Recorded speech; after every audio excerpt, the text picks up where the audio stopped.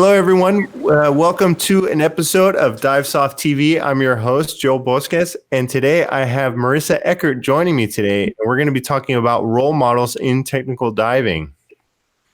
Welcome to the show, Marissa. Hey, Joe. Thanks for having me. Yeah, it's like I said earlier, it's really great having you on. We haven't had a chance to really chat in a while, and we haven't gone diving in a while either. I know. We need to change that for sure. Yeah, it's been kind of a rough year just to say the least, and so it's been really good to see on at least on your social media that you've been able to kind of continue teaching and whatnot. Yeah, we've been really fortunate because it seems like, with people not being able to travel, more people are looking at staying within the United States. So people that would often go and do cave training outside of the U.S. have instead decided to come to Florida because it's so much easier without restrictions and things. So we've actually been really fortunate and been really busy. That's fantastic, and I saw that you've still been able to kind of jump over to Mexico for a little bit, and in Florida because you travel so much. I try to, and so many trips this past year have been canceled, and so many places are locked down. One of the few places that is still open for travel, and that has been, is Mexico. So that's been one of the places that I've just spent a lot of time at, which I always have because I love it there so much. But I've kind of, spent even more time there just since I haven't been able to travel other places. Yeah, I love, I've been going to the Yucatan since I was 4 years old. So I love it down there. And every time I go down there, I find more and more things that I've never seen before. So yeah. It's wonderful. Yeah, I always tell people, I'm one of those types of people. I want to see as much of the world as I can and travel to as many different places. But Mexico is still one of those places that I'm still excited to go. Every night, the night before I travel, I can't sleep. I'm excited. I'm anxious. There's not a lot of places in the world that I've been to that I'm like, I have to go back, and that you get that excitement again every time. But for 10 years, I've been going there almost. And spend as much as 3 months a year there, and about ready to head back there in a week. And I'm counting down the days, and I'm excited, and I can't wait. And it's just, I've never lost that feeling, which is really awesome. Yeah. And you probably, have you gone much to down to southern Mexico, to Oaxaca? And no. And I always end up spending all my time in Tulum because I love it so much there. But then I know there's so many other cool places in Mexico too, and so much awesome diving. I want to go over to Cozumel. I know there's super cool cave diving there to do, and I'd love to see more of it. It's just I get so wrapped up in Tulum and all the cenotes there, and every time I go I see new places, and it's just before I know it the trip is over, and it's crap, I've run out of time yet again. So one of these days I gotta branch out and see more of it for sure. Yeah, it's down in Oaxaca, it's beautiful down there, and then you have the caves in northern Mexico, like Tamaulipas, and it's just it's really cool. There's so much to see. That's funny. Yeah, that would be amazing. So, what we're gonna chat about today is what I'm kind of curious about is more along the lines of telling our viewers about your story and how you got to where you are today. It's what working in the diving industry, it's very non-traditional, and you've been doing it for a long time, and you've really made a name for yourself with your teaching and your photography and your traveling and your trips. And so kind of what I want to ask is so what made you choose this path to go down to of kind of teaching and photography? I went on vacation and I learned to open water scuba dive just on a whim on a trip in the Maldives. And I did a Discover Scuba, and I walked out of the lagoon and was like, I want to teach scuba diving. And my main reason for feeling that way was because I just fell in love with it so immediately that I was like, I want to show as many people as I can this. I want everybody to understand how I feel right now. And then in Florida, or in Pennsylvania, where I lived before I moved to Florida, I had a friend who signed up for a cavern class at the Springs, and she needed a buddy. So I was like, oh, I'll come, because I was pretty much at that point, like, any excuse to dive. Like, you didn't have to twist my arm to travel somewhere. And so I came to Florida with her and did my cavern class. And pretty much immediately after my first cavern dive, I was like, oh, I want to be a cave instructor. Like, I want to show everybody this specifically. And so I think, like, my main objective has always been my love of sharing the underwater environment with everybody. And so obviously one of the best ways to do that is to be an instructor, but not everybody wants to dive. And I always joke that if everybody cave dived, it would be really crowded down there. And so, you know, the people that don't want to get into cave diving, that's okay. But how else can I make them see, you know, how else can I make them understand? How else can I make them care and want to protect this environment? And that was really what prompted me to want to get into the photography as well. It was just another means to be able to show people my just love for that environment. So that's, you know, why I've continued to grow and to use different mediums to get to that ability to be able to share that world with as many people as possible. And you know, it's, oh, looks like I might be getting a little bit of feedback. The, you know, and that's you know, to kind of, you get that passion, that drive, and you fall in love with it. And, you know, it's tough. It's a tough field and tough kind of passion to pursue, I think, because, you know, it's expensive. You have to build experience. You have to get qualified. And it's very much a community driven thing. You can't go sit in a room and by yourself and become very good at it. You have to network. You have to be able to work with everyone. And, you know, and sometimes that's not easy for everything, for everyone, especially once you get over kind of that initial, like, you know, you do that first dive and you're just like, oh my God, I love it. And then like, okay, well, sometimes it'll be maybe a couple of weeks, a couple of months, maybe a year before you get to dive again. So how do you kind of keep that passion up? You know, it's really the drive is the hard part. Yeah. And that was never really an issue for me because I made it a top priority in my life. You know, like, you can't do something halfway. You know, if you really want to do this full time and you want it to be your life, you have to sometimes do things that are going to scare you, you know? And so for me, it was, you know, I came to Florida and I fell in love with the caves. You know, I was living in Pennsylvania at the time. I only had just over 100 cave or not even 100. I just had 100 dives. Open water dives. I wasn't a technical diver yet or anything. I sold everything I had, packed what I could fit in my Volkswagen Gol, and I moved to Florida and I didn't know anybody. And it was scary and it was tough. And, you know, I met some really awesome people along the way that helped me. And, you know, there's definitely some people that I don't know if I'd be here today if I hadn't met them. So I feel really fortunate. But, you know, if you're going to do something, you got to do it all the way. I think a lot of people just get kind of wrapped up in the idea or the concept of the American dream. You have to have a job and you have to have a wife and you have to have kids and you have to have the house and the mortgage and all that. And you get so wrapped up in that they don't necessarily, you know, go after what they dream about and what they love. And then by the time they have an opportunity to get into cave diving or pursue it as a passion, you know, they're a lot older and then it's hard at that point. And so I had to make a lot of sacrifices early on, you know, a lot of unknowns, a lot of really scary things. But, you know, I didn't give up. I persevered. If one route got cut off, I found a different way to go. And I just kept pushing and pushing to get myself to that point. And so, you know, you just have to, if it's really that important to you, you have to make sacrifices early on. Like, I'm really fortunate and lucky that I get to do what I love now.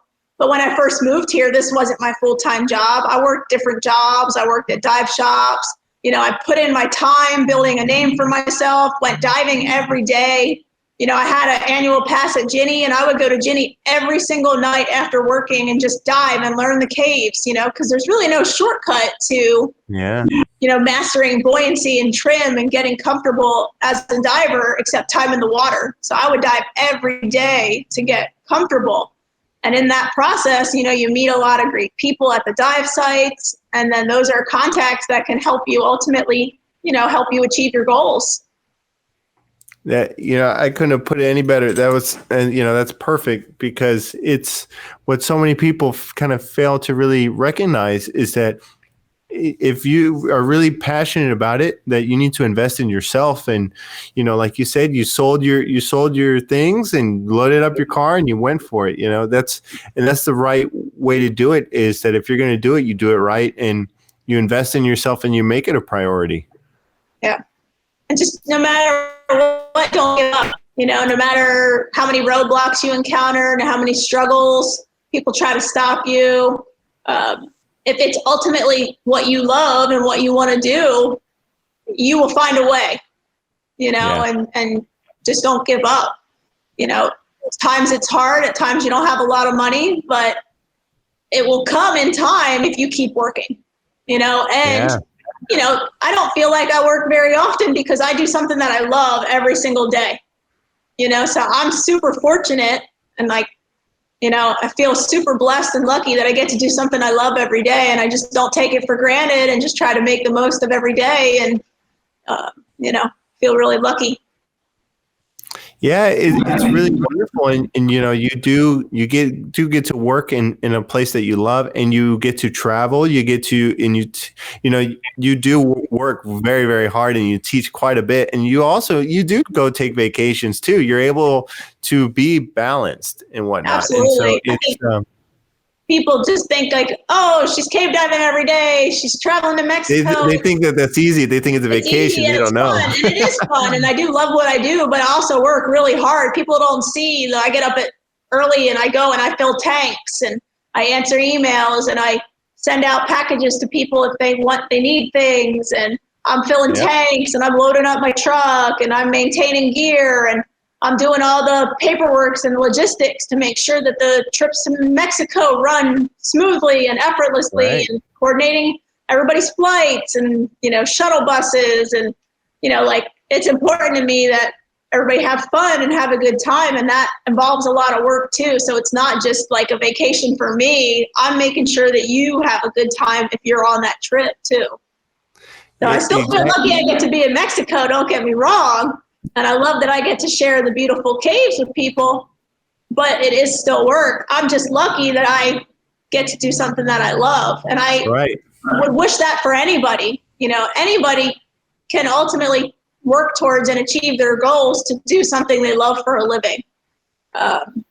There's a movie quote that I've seen once that said, at what time in your life do you decide to give up on your dreams? Or at what price tag did you give up your dreams? And, a lot of people do get looped into that job, that nice paycheck, the idea or the concept of, well, I'm going to make money and then I'm going to be able to do it later.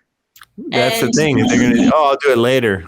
Yeah. Right. And that's just never been my mentality, because my dad died when I was 10 years old, and he was really young. He was only 45. And so I've just always lived life where I've had the mentality of, you don't know what tomorrow holds, live life to the fullest. And if I die tomorrow, I want to go, okay, well, I lived as much as I possibly could, and I fulfilled as many of my dreams as I could. And I had a happy life doing something that I loved. Yeah, completely. I mean, that's really good. It's when you're working on these, when you have these long days, and anyone that teaches diving, or at least works in, dives professionally, they all know that you're cold, you're in the water, you're filling tanks. Always cold. Always cold. Exactly. Always cold. I wear a heated blanket every night to bed. That's funny. That sounds pretty great. I've started wearing the Halo 3D in Florida. Oh man. Because I'm cold. Exactly. But see, and you have to go through there's a lot of miserable times that, you got to dive when. Yesterday I was at Eagle's Nest teaching a class, and I had to put my dry suit on in my truck, and I get out and it's just torrential downpour. Yeah, it was raining pretty bad. Nonstop. And I'm just like, this would be a day where I'd rather be hidden in an office.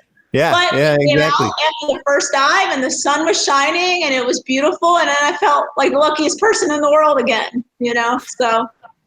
When I'm in the bad days, I try to think of the good days, right? And then when you're in the good days, you got to remind yourself about the bad days. And Yep, and the good days should far outnumber the bad days. So. yeah. And really it's really kind of choosing your poison and choosing where you put your time and choose where you're putting your attention and whatnot. You spent years kind of building the experience in order to get to the position where you are, where you're doing it professionally. You're teaching, you're taking these people on trips and whatnot, and you have to build that reputation where people will trust you to put together their trip, because it's their hard-earned money. Yeah, and not only that, but you have to spend time and effort, focusing on the positive things, because that's how you'll help build that name for yourself, rather than don't focus on the negative things. There's always going to be naysayers and negative people out there, people that are going to try to stop you, people that are going to try to bring you down. And if you focus on that, that is going to ruin you. And so you just have to kind of, take a minute. It sucks, cry if you need to. But then you just have to brush that crap to the side and go, no, I'm going to be better. I'm going to be stronger. I'm going to focus on the positive, and I'm going to persevere, and I'm going to prove to everybody that I can do this. Exactly. And it's getting to, and that can just be kind of one aspect of what you do within diving, because, teaching is one thing that most people could do it full time, and that'll be enough work, enough time and energy spent on that. You have the teaching, you have the traveling, and then you have kind of the photography aspect of it. And I wanted to kind of elaborate on the photography, because I think that does a really good job of creating a voice for a lot of the cave conservation as well. Yeah, it's just like I said before, just really another way to hopefully make people care. Like, one thing that really surprised me when I moved to Florida is how few of the locals know what is right underneath their feet. Here they are, tubing at Ginny and camping at Ginny, but they have no idea what the cave looked like, what it looks like right there. And then, you have the farmers and everything and all the nitrates going into the ground. And right. You can talk about the aquifer and you can talk about the caves, but when you put a picture in front of somebody and go, look how beautiful this is, that makes them hopefully think twice, and hopefully they can, when we map a cave and you see, it runs under this place and this place, and you can see how it's going to directly impact that environment. If you build this building right there, hopefully when you make it real like that, and don't just tell them facts, but show them, hopefully that makes people care a little bit more, makes it more serious. Exactly. I mean, it educates them, and especially with a lot of the new cave divers that you bring in too. I mean, I'm sure they've got like a little bit of taste. They've seen like maybe a little bit of cavern diving, but then you show them kind of the different caves, and they get to see how different they are. And so it's, I imagine that's a really interesting aspect, and something that you see with kind of the conservation of the caves and whatnot. Yeah. I mean, one of my favorite things even now is like taking an intro diver on their first intro dive, seeing like when they surface, the excitement in their eyes, and, hearing them say how much they love it, because there's not too many people that cave dive and are like, oh, that's okay, that's cool. Yeah. Like, people that get into cave diving and stay into cave diving, like, it's their passion, Yeah. And so being the one to get to open their eyes to that passion for the first time is like the best feeling in the world ever. And so that's like one thing that I've always loved. Like, you can go and cavern dive around here as an open water diver, and it's cool, but you don't get that same feeling as you do when you go on a cave dive. And so to be able to share that with my students and see that passion and prepare them to be able to do that safely and go out in the world and be able to go see other caves and travel, like, that to me is just the best feeling in the world. And that's why I do what I do. And that's really awesome. And you also you do go into these caves, like for example, up in Ginny Springs or kind of your local caves quite a bit. But what I think is really cool is that you push to go see new places a lot too, and it is a lot of work. It sure looks great when you see pictures and videos of these places, but like to get there and to go and do the kind of diving that you want to do at these places, it's a lot of work. I know before COVID and everything, you went down to the Galapagos. I was in Costa Rica and Cocos. I'm sorry, the Cocos. I haven't been to Galapagos yet. Yeah. Not yet, but it's on the list. It's on the list. It was actually scheduled, and now I have to postpone it because of COVID. But I'm still intending to go. Just have to change dates around a little bit. But I have. We're actually going back to Cocos in July, and I have Socorro scheduled in May of next year. And then I want to do Galapagos as well, because those are kind of like the three places where you have like the big pelagics that travel through. Yeah. And so that's definitely on my list. And well, how do you kind of keep that drive of going to new places instead of just kind of, settling and doing what you do? Like, you enjoy what you do and stuff, and you can work on other things, but how do you keep up that drive to go see new places? For me, it's a passion. Mm-hmm. I'm passionate about it. I'm still excited about it. Now, unfortunately, you get some instructors that get burned out over time, and like people have asked me if I've ever been burned out. It's a common thing. Yeah.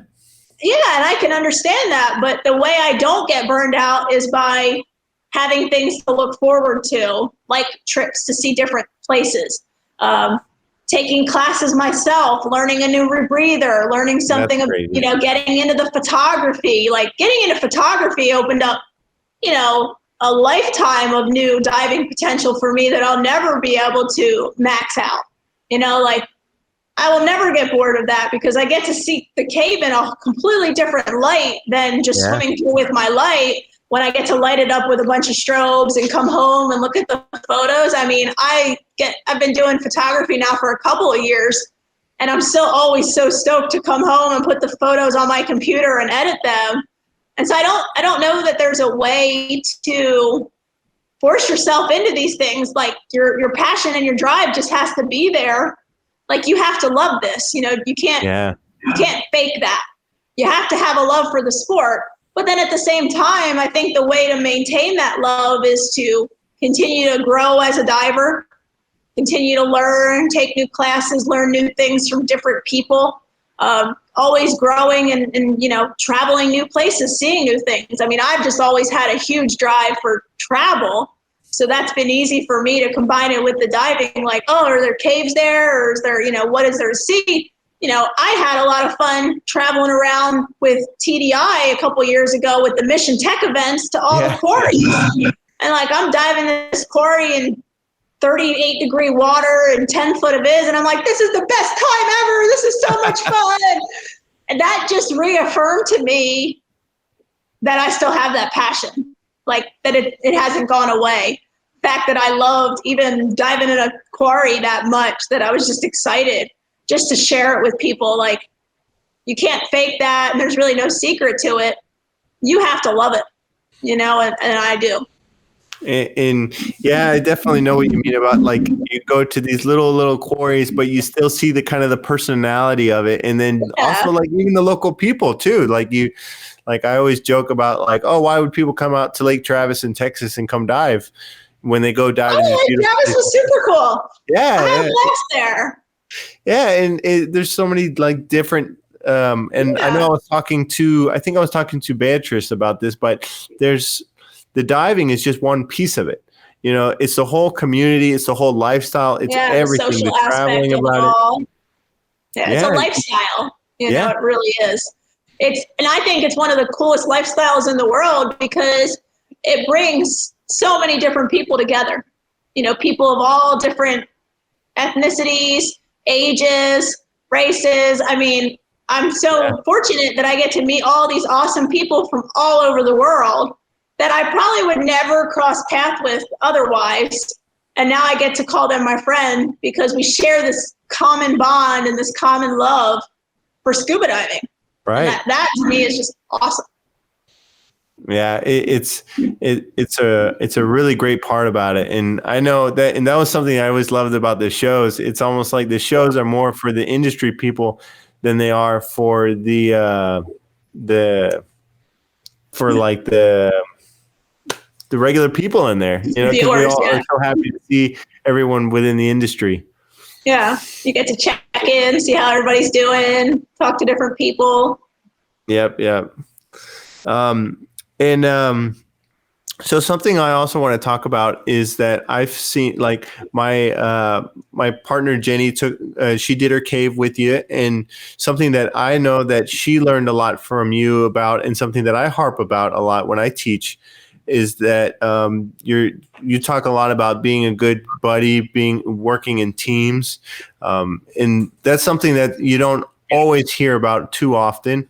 Especially in the cave diving community, it's very much like, oh yeah, be a good team, be a good buddy, but you need to be able to save work on yourself. Yeah.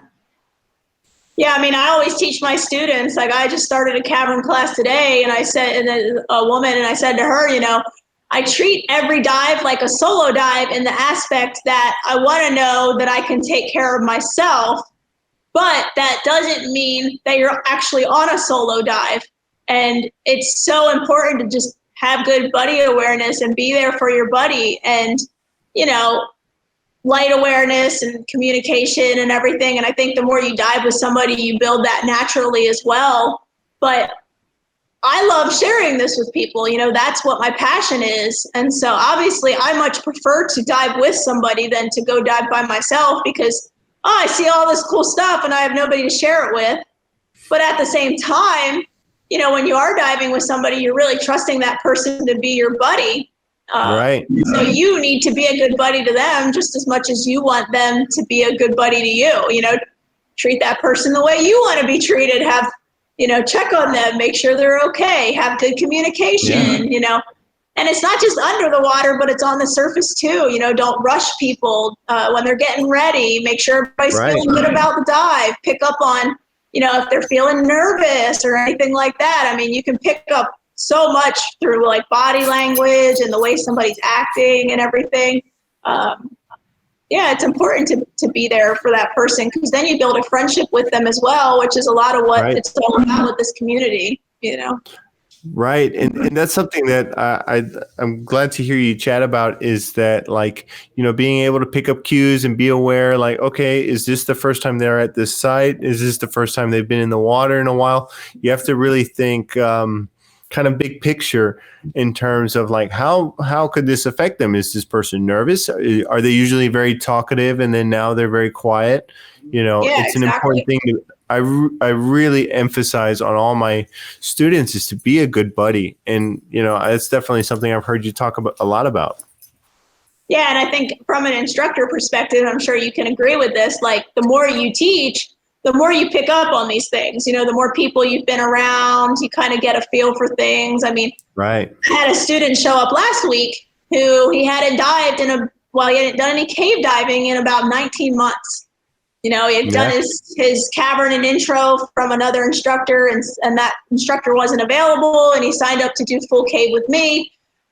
COVID happened. He had a child. His wife had a child, lots of and life got in the way, and he didn't want to travel because of a newborn at home. We rescheduled his class like 4 times, which, in this day and age with COVID, like, I try to be understanding, But then when he got here, he openly admitted, like, wow, it's been a long time. And, I didn't immediately just start throwing skills at him. I could tell that he wanted a little bit of time to just get more comfortable. And he was like, hey, maybe you can, help me tweak some side mount stuff. And, very quickly I picked up on the fact that he wasn't really comfortable. And so you don't want to make somebody feel bad about those kinds of things, because there's nothing to feel bad about, like, there's no reason to be in a hurry to progress. Like, this is supposed to be fun, and so we spent the week instead really just, like, reacquainting him with the caves, when he was here, some of the caves were closed, so I got to show him some new caves. I didn't overwhelm him with a bunch of skills. We just practiced the basics, and then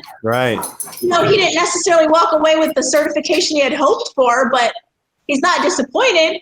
He's going to come back, and he took a lot away from that week. And then, I felt bad, but he understood and he agreed. And so at the end, I took some pictures of him because he thought it would be really cool to have some photos, to have the memory of him in the cave. So he was really excited to have that. So, it's a fine line. You have to try to, you don't want to be hard on people, but you also don't just want to give out certifications. And so, of course, it's important to pick up on those cues if somebody's not comfortable and say, hey, we don't have to do that skill today. Or, hey, we went to Little River, and Little River was pumping like as hard as I've ever seen it. And it was very green, and the viz was only maybe like 20, 30 feet. And there's like stuff growing all over the line, and the cave is covered in silt because it had just reopened, like after it had reversed. Mm-hmm. And he had never been there. And we're going in, and I'm keeping very close attention to his light and making sure he's comfortable. And I led the first dive because he had never been in there, and I didn't want him to be overwhelmed. And we got to the bottom of the chimney, and he flashed me, and he turned the dive. And when we popped up, he said, I just didn't feel comfortable. Some people might go, well, what's wrong with you? And I obviously was like, oh, no worries, man. Like, we can pack up. We can go somewhere else. We can take it easy. Like, I completely understand where you're coming from. Yeah, that flow was ripping. That could be really intimidating for somebody for the first time. So you don't want to push people to comfortable with, and you don't want to overwhelm somebody, because then they're going to lose that love for the sport, and that's just sad. So I know that there's minimum standard requirements and everything, but everybody needs to take it at a pace that they're comfortable with. And you don't have to feel bad about not walking away with the card yet, because in the end, it's just a piece of plastic. It doesn't prove anything. But did you have fun? Did you learn? Did you improve your skills? Then you can go and practice, and you can come back and nail it, and then it's easy. And that, it should be all about the experience and the process and enjoying yourself, and not about just, earning a certification. Right. It's not about checking boxes. No, not at all. Yeah. And I always kind of say this a lot, is that, dive instructors and dive professionals, and I think people that are just kind of, if you've been diving for a little bit longer than the people that you're diving with, it's important to be a role model and to have that mindset that, like, hey, I need to set a good example. Maybe my diving's not perfect, or I don't look perfect in the water, but it's all the stuff that goes into it, like, okay, I'm going to follow all my steps in terms of the rebreathers. I'm going to really do everything the right way. I'm going to make sure that I keep up with all the maintenance and everything. I'm going to set a good example, because I know that everyone's watching. Yeah, it starts even way before all that. It starts, driving up to the dive site, or throwing trash out of your window or something. That's exactly. Going to a place like Peacock and solo diving, it's your responsibility to know the rules at the dive site that you're, when you're entering that property. Don't leave your trash on the floor. Don't dive solo where you're not supposed to. Like you said, use checklists. I might not think I need a checklist to put my rebreather together, but same thing, you're setting a good example for the people around you. And guess what? We're all human. We all make mistakes. So even though you think you might not need that, in the end, it might save you. I am very, very critical of people analyzing their gas. Yeah. And, I've lived here now for 11 years, and everybody banks, around 30, 32%. And it's really easy to just go and assume that you've gotten that mix because that's what you've always gotten. But, 8 years ago, I had a friend who toxed out at Ginny and died, breathing pure oxygen. Oh. And it's just hard to understand or hard to validate, why, when we all should be analyzing our gas. And so, I can't harp on my students, did you analyze your gas, if I'm not analyzing my own gas. Exactly. And I don't even want to say I harp on them, because you don't want to be that type of person.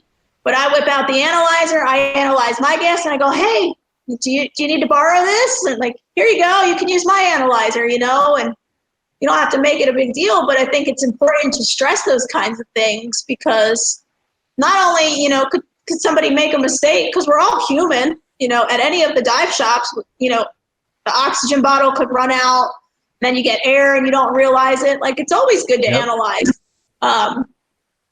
But it's just a good, safe practice. And it's, you know, it's not just your gas, it's your buddy's gas potentially. And it's just one less thing to also be on your mind when you're diving. You know, like, you want to go into a dive with as clear a mind as possible, and you want to be able to focus on the dive itself. And if you're like in the back of your mind second guessing, did I analyze this gas? What am I breathing right now? Is this gas going to be okay? It's going to ruin the whole dive, take away from the enjoyment of the dive, and then potentially it could make you lead to making other mistakes too, because you're not focused on that anymore. Your mind is elsewhere. Right. You know, and that could be, you know, if your buddy makes you feel rushed getting ready at the dive site, then you don't remember, did I lock my car or not? And that can take away from the enjoyment. Like, there's just so many things, you know, so being a good buddy, you know, following that same procedure every time, not doing those kinds of things to make somebody feel rushed or anything, I think is super important. And great words on that. The rushing is when we make mistakes. And I really, you know, where I live, sometimes it's hard to get gas fills. And I really try to stress about how we all need to kind of make the time to be able to get everything set up the way that we want to get them set up, not the way that we need to. Like, okay, I have 1500 PSI. It's okay. I'm on a rebreather. It's fine. Yeah. Exactly. I can kind of stretch it. I'll just keep an eye on it, you know? And so rather than like planning ahead and knowing like, okay, I need to go drive far, or I need to go get fills. And so rather than setting yourself up for success, you know? Yeah. And it's cutting corners because of, you know, being laziness. I always say I'm a creature of convenience. And so I need to think ahead of myself. And so I don't make the mistakes that I know that I can make, and anyone can do that. So I think that's just human nature. You know, exactly. We're all kind of lazy by nature, and if anything is too difficult, we'll justify it to ourselves to not do it. You know, so you have to make something as easy as possible so that you will do it. Right. And so it's and it's a good thing, or that's an important thing that is you always want to keep in mind, especially when you know that everyone's always watching every time, you know, at the dive site, or, you know, with your students or whatnot. And so always by leading a good example. Absolutely. Yeah. You know, something you also said earlier that I really liked was about taking classes and, like, you know, keep learning new things. I mean, I know kind of earlier earlier for me, I met a lot of instructors that worked they had prestigious diving positions. Like, they would dive with institutions, NOAA, universities, and they would consider themselves at the top of the food chain there because they were just an instructor and they had a lot of experience of being an instructor. But they wouldn't take new classes. They wouldn't kind of learn. They wouldn't have interest in those things. And you talked about how important it is to keep taking new classes, keep learning new things. Can you talk a little bit about that? Yeah, I mean, I think, you know, part of that has to do with still having that passion and that drive. Yeah. And if somebody doesn't have that passion or drive, then they're not going to want to invest in themselves anymore. But to me, it's about investing in myself as a diver to always improve and grow. I think it's a scary thing for somebody to think they're the best and that they couldn't possibly improve upon anything. Like, my students will say to me sometimes, oh, but you look great in the water. And I'm like, but I don't always feel great. I'm not perfect. And there's plenty that I can grow and improve upon and learn and grow as a diver myself. And I think that's important, to always feel like you're learning and growing. And you know, it keeps you passionate and it keeps you excited. like I did surveying and stuff last year, and that was really fun. Getting into the photography was fun. Learning a new rebreather is fun and challenging. And even just learning things from different instructors, the way they do things, taking a different class, like a GUE fundamentals class, Right. like I could take that class and learn so much in that class that I could then apply to how I teach my own classes. Like, it should be all about, helping you be a better version of yourself for the future, Exactly. And so to me, Reaching your potential. Yeah, exactly. We all have potential to continue to grow and improve, but it's, do you make that effort? Do you put that time and effort into yourself to allow yourself to grow? And I think, people that get burned out and get tired, they just don't have that desire or that drive anymore. And so it has to be a balance, and like, that's why I will take a vacation and just go lay on the beach for a week and not necessarily dive at all, because I do dive every day, but then I'll take a vacation and go explore a cave and do surveying.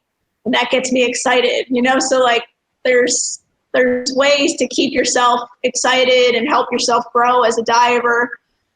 And I think we all should always continue to grow and learn and become better versions of ourselves. And I think if you think you're at the top of the top and there's just not possibly anything you can learn, I think that's a dangerous attitude to have, because you're kind of shutting yourself off to opening yourself up to so much more that's out there.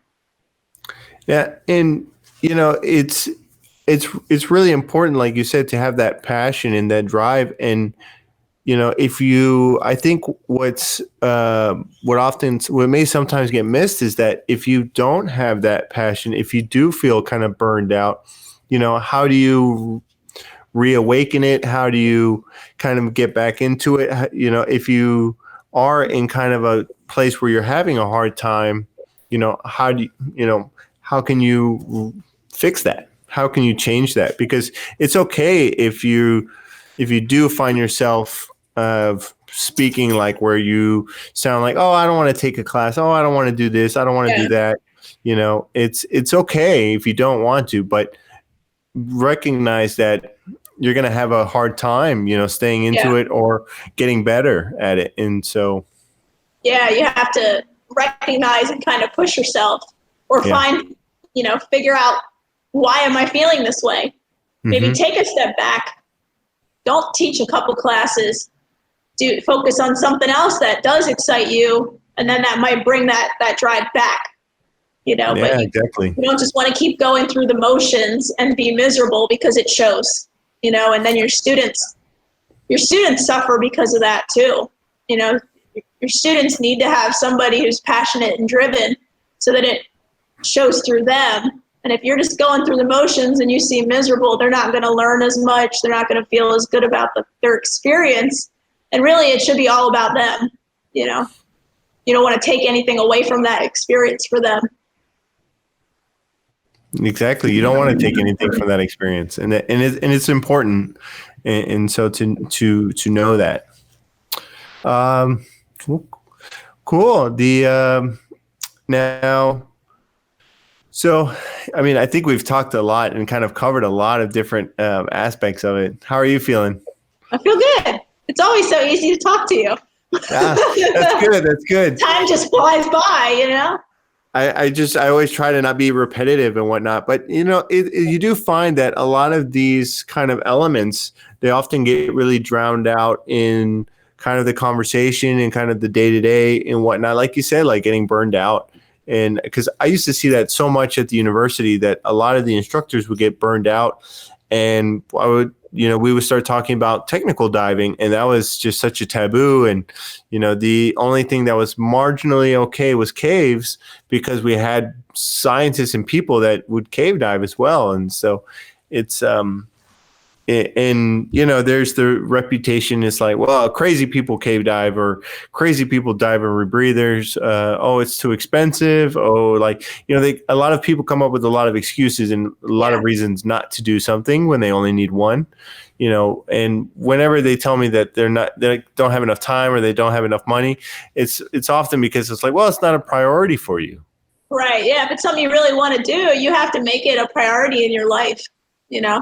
I try, I do teach a lot, and I don't want to get burned out. So I always make it a priority to have a trip planned out where I'm going to have some time off, or a trip planned out where I'm going to do something that helps me grow, or a trip planned out where I'm going to go see something new to help revitalize that excitement. And I find if I just continue to do that, that I always come back like rejuvenated and excited and ready to go. And, you know, you just can't let yourself go too long where you're teaching every single day. You got to give yourself days off to go do dives for yourself, you know, go see places that you've never seen before, stuff that's going to excite you. You know, I think it's important when picking an instructor to find one that still dives, you know, for themselves, that still goes out and does fun diving and travels and does, you know, isn't just going through the motions and just only diving when they teach a class, because obviously then they're probably not as excited about it anymore.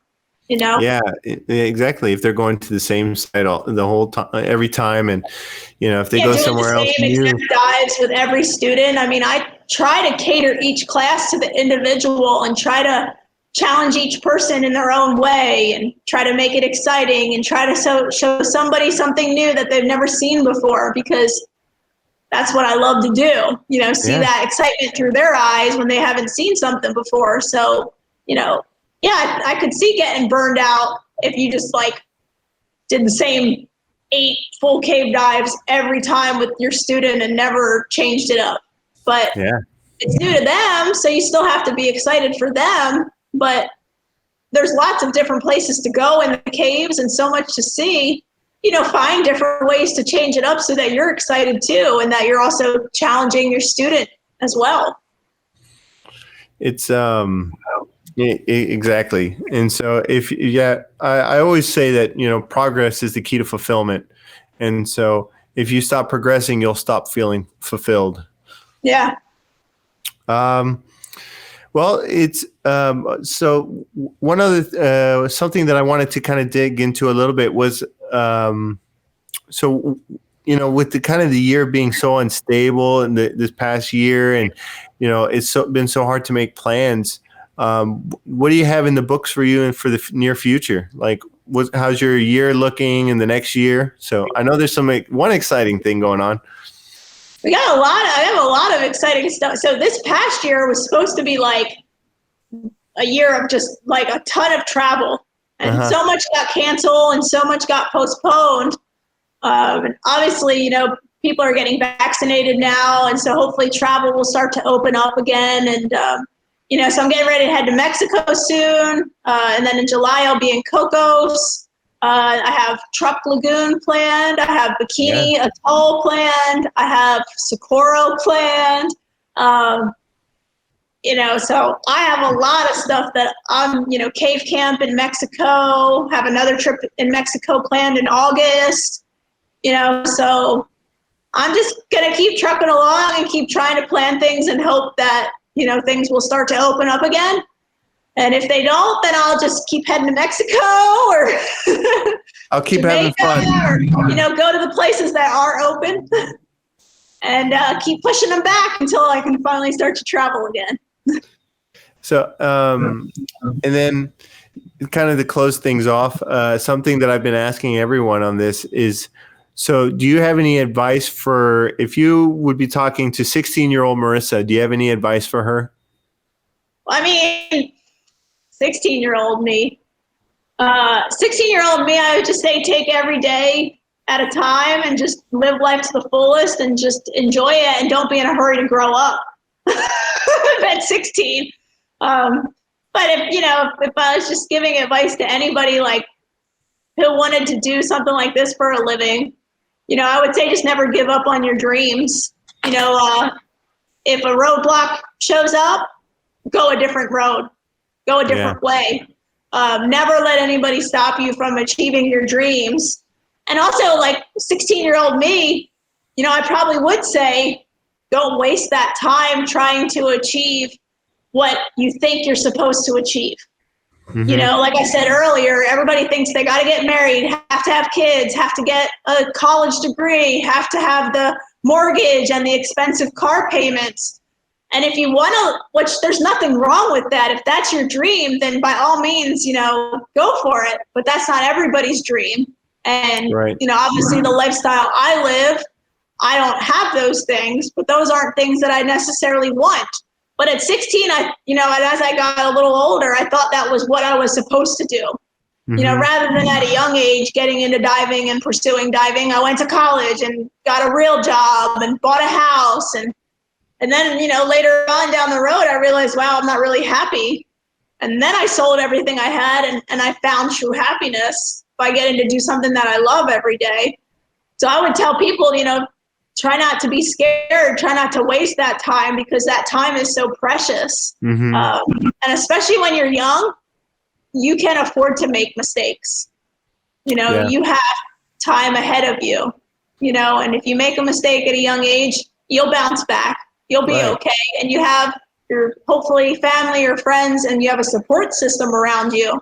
But the older you get, I think it's harder to make that change because now you're just so set in your ways and it's scary. Yeah. And so I think, from a younger age, just really persevere and don't give up and, spend time at that age trying to figure out what you really want to do because so many kids they have no clue what they want to do for a living. And they get kind of like peer pressured into following that cookie cutter mold that this is what I'm supposed to do. And then very quickly they give up on their dreams. They put them to the back burner. They say they'll do it later. And you might not have that opportunity. So, try to follow your dreams and don't give up. Exactly. And yeah, great words on that, Marissa. I always tell people, I was like, if you can't figure out what you love to do, start with what you don't like to do. Right. Knock those out. Like, get rid of that. Yeah. You're like, okay, I know I don't like being an accountant. Start exploring things, Exactly. And because it can be overwhelming sometimes, you're like, oh man, I can, that's how I always felt. Like, I didn't have a clue. And I knew I loved art. So like I went to art school after high school. And I have a degree in multimedia design. Ultimately, and you make the best logos I've seen, by the way. Well, I've gotten to use that to help design T-shirts. And it has contributed in ways to help me with what I do now. But I wasn't happy sitting behind a desk. I wasn't happy in a cubicle with no windows, and it's like I felt like that was the path I had to take. And now I'm glad that I can use those skills and apply them to what I do that I love. Right. That's awesome. Great. Good words on that. Yeah. Thanks. Yeah. Well, I think we got enough content to make another hour-long live stream. I think we've already been talking for about 55 minutes. So. Cool. Yeah. Awesome. Well, thank you. No, thank you for doing this. It's really good. We need to go diving. Yes, definitely. Let me know when you guys are going to be in the area. Yeah. I haven't been up to your neck of the woods since November of last year. And so I've been I know. Way too long. Shame. I've been spending too much time hanging out with Bob down here. I mean, that's pretty cool though. There's nothing wrong with that. No, it's been fun. I've been wanting to kind of learn more about the caves that are around Tampa and stuff. And I'd love to come dive some of those. I don't know much about those. That would be really cool too. Yeah. I think it's great. You got Bob on the Liberty, and that's really cool. Yeah, we got a couple of those Kerr guys trained up on it. It's much better than what he tried to get me to set mine up and just give it to James and just, he was going to take it and dive it at Eagle's Nest. And I was like, I just can't do that.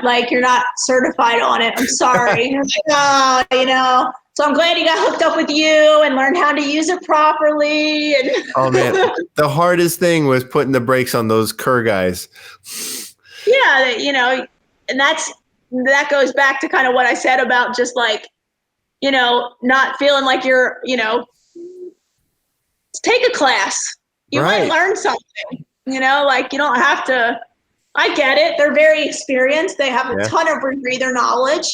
I'm not discounting that in any way, but take a class from somebody else. You might have fun and you learn something new. And then I think on top of that, you create a positive relationship too.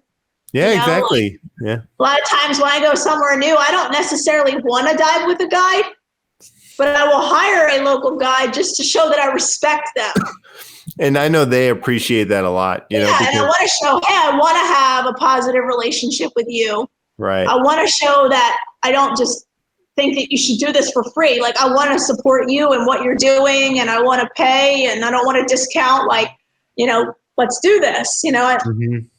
A lot of people out there are always looking for like the cheapest way or the free way, or, because to a lot of people, diving is their hobby. And it's like, oh, well, you get to do something that I love, and you get to do it every day. Well, you should discount that, or you should give that out for free. And it's like, no, it doesn't. That's you should support people just like any other job. I tell everybody, what's the value that I bring to you in the water? Right. And do you not think that value that is worth anything? Right. Because it's you don't pay for people's time; you pay for the value that they bring during knowledge. that time. You pay for their knowledge, the experience, and what they teach you. I feel like I should start saying, I got a caustic, so you don't have to. Right. Yeah. I made this mistake so that I could talk to you, and I could teach you, and you could learn from my mistake. That goes back to accident analysis. Like, how much did we learn from all the cave diving fatalities and stuff that occurred? Well, thank God, because otherwise we'd still have a lot of people dying in caves. Yeah, exactly. And I mean, the same goes for rebreathers and caves as well. And so it's, and because it's not something like that they're getting, like it's nothing tangible, it's hard to put a value on it. And so, and that's another reason why reputation is so important. Yep. Yeah. Well, cool. I thought this was a great talk, and thank you so much for your time, Marissa. Yeah, let me know when you want to go diving. Yeah, we're gonna be gone for a month, and then I've got some students lined up, so it'll be good. You're gone for a month. We're gonna be going out to the West Coast. Oh, okay, cool. Yeah, we're driving to Los Angeles, and then we're gonna drive to Seattle. If you want to fly and come meet us. Yeah. Be awesome. Yeah, I mean, it's. I have a bunch of. I just had a student that's from Seattle, and he was showing me pictures of like giant octopus, and I'm like, that looks cool. Yeah, I'm hoping that we have some time that I can go do some reconnaissance and just go splash and go check out the site and whatnot. Yeah, he told me there could be some pretty sketchy like conditions there. Right, there's some big currents in Puget Sound, I think. Yeah. Yeah. So crazy. You just never know what you're gonna expect, in some of these places. Did I tell you how it went last year on the West Coast when I was diving with Jeff? No. The surge on the waves. Oh my God! It was so bad. We were coming back in, and it would get shallow. It'd probably be about 9 feet. 8 feet, and we'd get this wave that would come in, and it would just rip me off the bottom, and it threw me and put me on my back, and my mouthpiece just gone.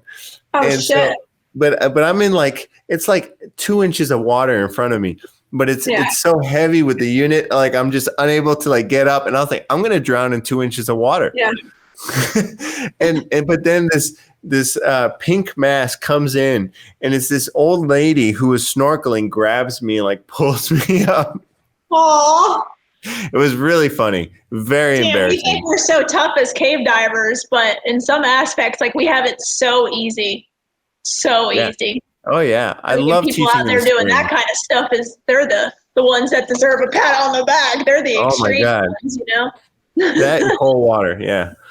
Yeah, cold water is challenging for sure. Yeah, I have a lot of respect for that. So yeah, definitely. Well, awesome. Well, if you're around Eagle's Nest anytime, I'll always meet you for a beer or for dinner. I was just there yesterday. Yeah, but I'll let you know next time. Yeah. How close are you? How close is it to there for you? About 45 minutes, an hour. That's not bad. I'm really bad with geography and where places are, so I didn't know that you were that close to Eagle's Nest. That's awesome. Yeah. I'll Yeah. definitely hit you up next time. I really enjoyed when we all like hung out and went out to dinner, and I miss you guys. So tell Jenny I said hi, and then I miss her, and it'd be nice to hang out with you guys again.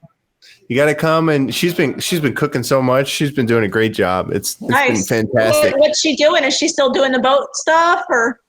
Yeah, she's working in marine construction and doing a lot of dock inspections and stuff. So Awesome. Good for her. Yeah. That's super cool. Yeah. You should have her on here and talk.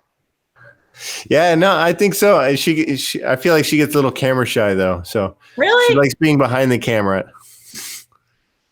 You know, that's like a whole different aspect of diving and, diving career and using, like people think scuba and how can I make a living in scuba? And they only think being an instructor, but Right. there's other ways, and that would be something cool to hear about. Like I would be super interested in listening to her and her experience and what she does. And they make good money, working on the boats and whatnot. Especially if you own a company and you're keeping all the money versus working with a company. Yeah. Yeah. Does she do it independently or does she? No, she's working with a company. So yeah. That's still really cool though. They're so busy all the time because everyone's boating because they can't go do anything else. Yeah, people are spending money on boats and stuff and staying in the U.S. and people are buying boats and houses and all that kind of stuff, and it's good for for the states and all that, but good for Jenny. Well, yeah, it's been good. So, well, awesome. Well, yeah, let me know when you're around here, and I'll definitely have to bug you pretty soon. Yeah, so. I love that. All right, it's good talking to you. All right, good chatting with you. See you later. Bye, Marissa. Bye.